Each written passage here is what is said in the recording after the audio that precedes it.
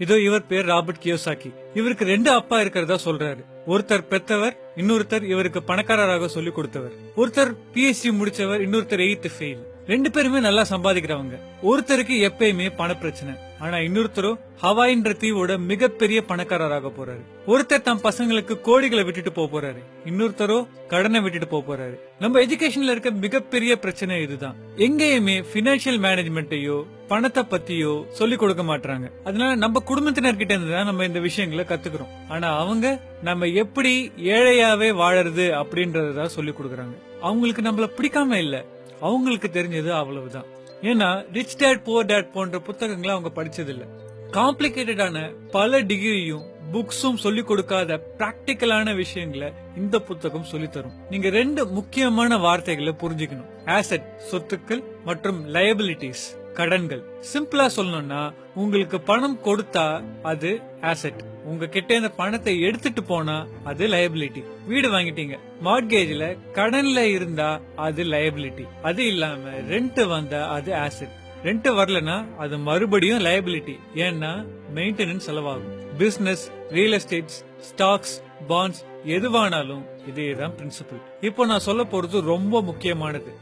ஏழைங்களுக்கு செலவு மட்டும்தான் இருக்கும், ஆனா பணக்காரங்க ஆசெட் மட்டும் தான் வாங்குவாங்க. மிடில் கிளாஸ் லயபிலிட்டிய வாங்கிட்டு அது ஆசெட்னு நம்பிட்டு இருப்பாங்க. ஒரு நார்மலான மனுஷன் வாழ்க்கை இப்படிதான் இருக்கும். காலேஜ் முடிப்பாரு, வேலைக்கு போவாரு, கல்யாணம் பண்றாரு, வீடு வாங்குவாரு, கார் வாங்குவாரு, லேட்டஸ்ட் ஐபோன் வாங்குவாரு, சந்தோஷமா இருக்கிறேன்னு நினைப்பாரு. இதுல பெரிய பிரச்சனை இதுதான், எல்லாமே லோன்ல வாங்கினது. சோ மாசம் மாசம் டியூ கட்டணும். போன், கார், வீடு எல்லாத்துக்கும். இந்த ரகசியத்தை நீங்க புரிஞ்சுக்கலன்னா நீங்க எவ்வளவு சம்பாதிச்சாலும் கடனாளியா தான் வாழ்வீங்க. ஏன்னா எப்பவுமே நீங்க உங்க வருமானத்தை மிஞ்சின கடனை வாங்கிட்டே இருப்பீங்க. ஃப்ரெண்ட்ஸ் முன்னாடி சீனா சந்தோஷமா இருக்க மாதிரி காமிச்சிக்கலாம், ஆனா உங்களுக்கு உண்மை தெரியும். வாழ்க்கையில எது ஆசெட்னு தெரிஞ்சு கரெக்டா வாங்கிட்டு வந்தோம்னா ஒரு பாயிண்ட்டுக்கு அப்புறமா நம்ம வேலைக்கே போக வேண்டியது இல்லைங்க. அந்த ஆசெட் உங்களுக்காக வேலை செய்யும். இப்ப இன்னொரு பிரச்சனைக்கு வருவோம். நீங்க எவ்வளவு சம்பாதிக்கிறீங்க அப்படின்றது முக்கியம் இல்ல, அதுல எவ்வளவு பணத்தை சேமிக்கிறீங்க அதான் மேட்ரு. நீங்க மாசத்துக்கு 1 கோடி சம்பாதிக்கிறீங்கன்னு வச்சுப்போம், அதுல 1 ரூபாய் தான் சேமிக்கிறீங்கன்னு வச்சுப்போம். அப்போ நீங்க 1 கோடி சம்பாதிக்கல, 1 ரூபாய் தான் சம்பாதிச்சீங்க. நீங்க தமிழ் சினிமா ஹீரோன்னு வச்சுப்போம், கோடி கோடியா சம்பாதிக்கிறீங்கன்னு வச்சுப்போம். ஆனாலும் உங்க சம்பளத்துல 50% மேல கவர்மெண்ட்டுக்கு தான் கொடுப்பீங்க. இது எப்படி? சம்பாதிக்கும் போதும் டாக்ஸ், வாங்கும் போதும் டாக்ஸ், சேவ் பண்ணாலும் டாக்ஸ், செத்தாலும் டாக்ஸுங்க.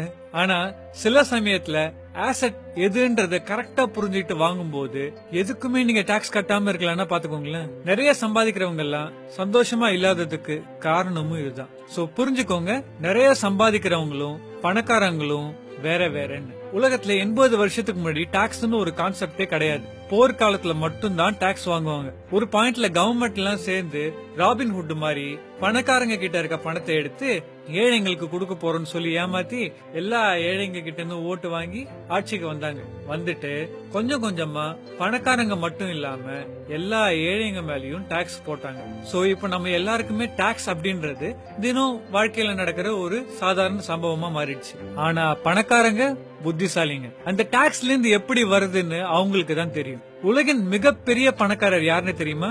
Warren Buffett. அவர் அவரோட செக்ரட்டரியோட கம்மியா தான் டாக்ஸ் கட்டாருன்றது உங்களுக்கு தெரியுமா? இது எப்படி இருக்கு? அது சரி, இது எப்படி சாத்தியம்? இது புரிய வைக்கிறது கொஞ்சம் கஷ்டமா இருந்தாலும் சிம்பிளா ஒரு எக்ஸாம்பிள்ல முடிஞ்ச அளவுக்கு புரிய வைக்கிறேன். கார்பரேஷன் பேர்ல நான் எதை வாங்கினாலும் அந்த செலவு எல்லாத்தையும் கழிச்சதுக்கு அப்புறமா இருக்கிற அமௌண்ட்டை தான் இன்கம்மா கருதுவாங்க.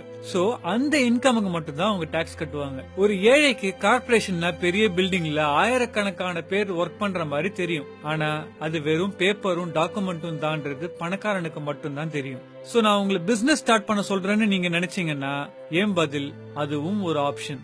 இதை நீங்க மேலும் புரிஞ்சுக்கணும்னு நினைச்சீங்கன்னா rich dad poor dad Robert கியோசாக்கியோட புத்தகத்துல இது இன்னும் டீடைல்டா இருக்கு. சோ இது உங்களுக்கு உபயோகப்பட்டிருக்கும்னு நினைக்கிறேன்.